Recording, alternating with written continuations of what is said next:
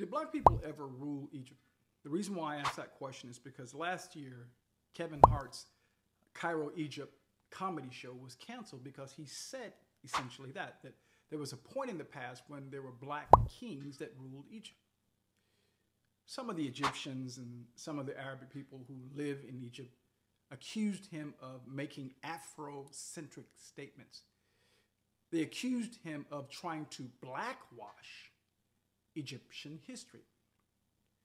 Well, let me tell you unequivocally and unapologetically that there were clearly documented black pharaohs that ruled Egypt in the past. And let's begin with the 25th dynasty, which began in 747 BCE and existed until 656, that's 656 BCE. The first black pharaoh that we know that ruled in Egypt was Kashta. Then there was Pi. His name also is sometimes called Pianke. Then there was Shabaka. And then, of course, the most famous black pharaoh was Taharka. Now, Taharka is mentioned in the Hebrew Bible in the book of Kings as well as in the book of Isaiah. So that's not debatable. That's clearly documented, and no Egyptologist that is credible disputes that. So when people say that there were no black pharaohs, either they are being deceptive or they are ignorant of their own history. And I think perhaps it's the latter, that they simply are responding emotionally because they themselves have not been taught their own history. But now when we get beyond the 25th dynasty and we start looking backwards in time, admittedly, who ruled Egypt is a complex story because due to its location right on the Mediterranean in the northeast corner of the continent of Africa, there were different empires that invaded and set up their emperors or their kings or whatever they want to call them, pharaohs, beginning with Assyria, which invaded Egypt on two separate occasions. And then, of course, we know about Rome and we know about the Greeks who invaded. So there were different pharaohs of different ethnic descents and origins at different times. But if we go all the way back to the beginning of the Egyptian dynasty, and I'm talking somewhere around 3000 BCE, before the first dynasty, Egypt was essentially two different empires. There was the Lower Egypt and the Upper Egypt, or Lower Kemet and Upper Kemet. But one king united them both, and that king's name is Narmer, sometimes referred to as Menes, for which the city of Memphis was named after. The city of Memphis in Egypt and the city of Memphis, Tennessee are both named after this individual, Narmer. But look at him. Folks, look at Narmer.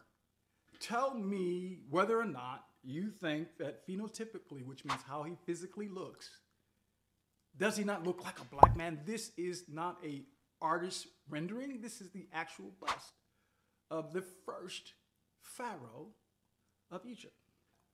Well, let's talk about some other independent, objective evidence. We cannot escape the fact that the country of Egypt is located on the continent of Africa. Now, I say that because I want to go back to this campaign which led to Kevin Hart's concert being canceled. It was a hashtag. The hashtag says, Kevin Hart is not welcome in Egypt. And then the message, you aren't welcome to Egypt. Egyptians aren't Africans. We're the real builders of the civilization, no one else. The Afrocentric is just a lie. They are liars. Egypt is our land, not the Africans. Friends, my brothers and sisters, my beautiful, brilliant Egyptian and Arabic brothers and sisters who've contributed largely to the development of civilization, do you not know that Egypt is unfortunately or inconveniently located on the continent of Africa? So yes, 100%, no doubt, no dispute, you're African. Deal with it. But let me go on. Because maybe some of you would respond to what the Egyptians said about themselves. We cannot escape the fact that this word Egypt is not of Egyptian origin, in the sense of the people themselves that lived in the country did not refer to themselves as Egyptians. They did not refer to their country as Egypt. That is a term that the Greeks gave to the country. The people that lived there, according to the Rosetta Stone, referred to their land as KMT, which is Kemet. It stood for the land of the blacks. Now, some people, European Egyptologists, said, well, no, that's a reference to the soil. Well, let's see. You're on the continent of Africa, where black people come from, African people come from. The nation to the most immediate south of you, Kush, is completely black. The people to the west of you are black. But somehow, on this continent, you've managed not to be black. You managed not to be African. It doesn't make sense logically. It doesn't add up. But in addition, then, to them actually saying that they were black, and if we were simply to take their words at face value, we'd be satisfied. But they said something else. In their Book of the Dead, which is a very sacred text, answering a question about where they came from. And this is what they said. We came from the beginnings of the Nile, where the god Happy dwells at the foothills of the mountain of the moon. Now we know today that they are describing a place that is in modern day Uganda, Rwanda. It's on the border. It's a mountain range that's on the border of Uganda and Rwanda. Well, what do we know about those people in Uganda and Rwanda? Look at them. They're very black. So we have two statements from the Egyptians, from the ancient Egyptians would say, we're black. Land of the blacks, the black land, and we come from a place that we now know today to be a mountain range near and at the border between Rwanda and Uganda. Folks, I don't know if you're trying to get to the truth, why that wouldn't be enough. But let's say for purposes of this conversation, that's not enough and you need more information. Well, let's go on. Let's look at the biblical record. Now, if you believe that, if that is persuasive or convincing to you, let me point you to the Table of Nations in Genesis chapter 10, which discusses the sons of Noah. As you know, Noah had a son named Ham. That's how we pronounce it in the English, but actually in the original language is pronounced Cam or Cam, as in similar to Cam, as in Camet, but Cam had 4 different sons. Cush, and by the way, that word Cush, that name Cush literally means black.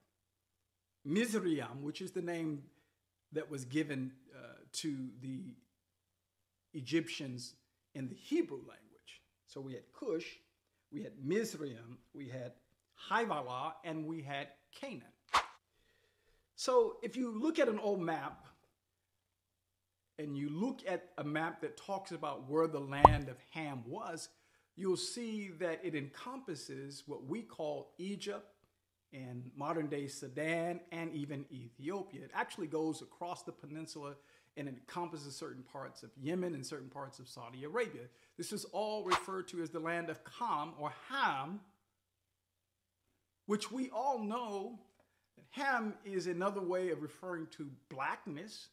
We also know that Ham, who was black, had a son named Cush. His very name means black. Mizraim, which is also Kemet, which is also Egypt. The question logically is, biblically is, how could you have a black father and a black brother and not be black. If in fact you find the Bible persuasive, if in fact you find the Bible to be a credible source, then you've got to accept the fact that the original people of Kemet, who dwelled in the land of Cam, were black. And maybe that's not enough. So let's go to the scientific record. Linguistic experts tell us that the first language family was the Afro-Asiatic language, and that it originated somewhere in East Africa. Paleoanthropological evidence also indicates that the first human beings lived in Africa. The genetic scientists also tell us, through their study of the DNA that they found in skeletons throughout Africa, that the first human beings lived somewhere in East Africa, and then 70,000 years ago began to migrate out of the continent. So all of the proof is this, that all human beings, first of all, are Africans. Some of us left, some of us stayed, but we are all related. If you believe the Bible, it tells us that simply, that we are all the descendants of Adam and Eve. We are all one big family. So then what's the deal? What's the issue? Why are so many people trying to be anything other than African? What is that about? I'll tell you what it's about. It's about post-traumatic slavery syndrome. It's about post-traumatic colonization syndrome. People want to be anything other than black. It is about ABBS, which is anything but black syndrome.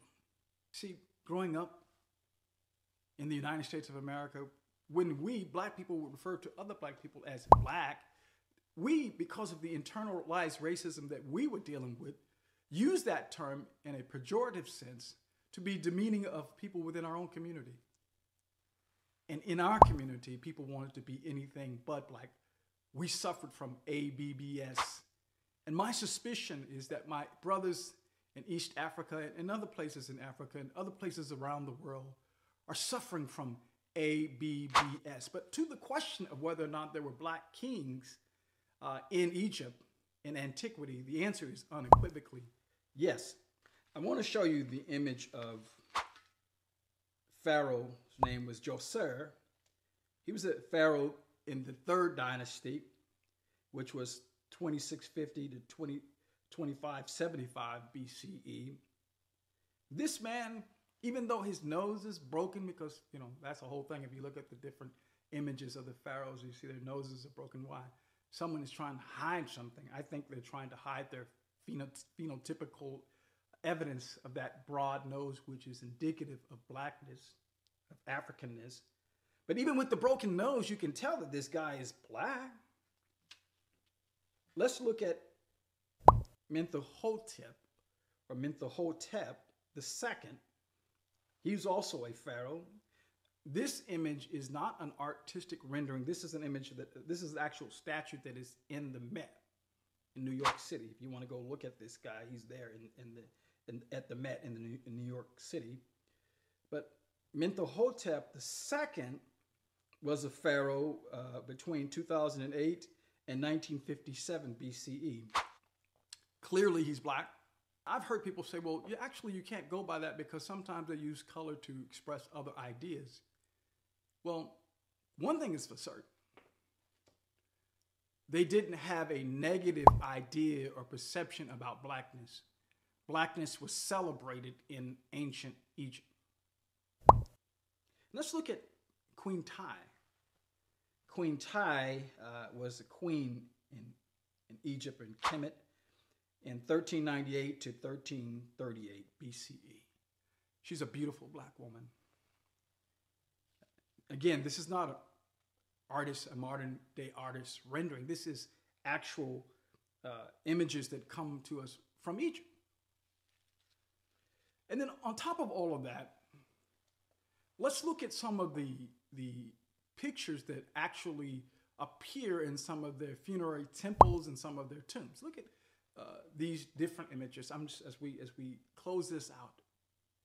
These people look clearly black, clearly, and there's no dispute about it. So if they saw themselves as black, and in some instances they conveyed or they represented their gods as black, then who are we to say they weren't black? Of course they were black. But over time, as there was mingling between different nations, as there were invasions, surely there were other people that came in and ascended the throne and became pharaohs, and the actual physical look of the Egyptians changed. But what Kevin Hart said was factual. And I don't know why he was canceled. You tell me.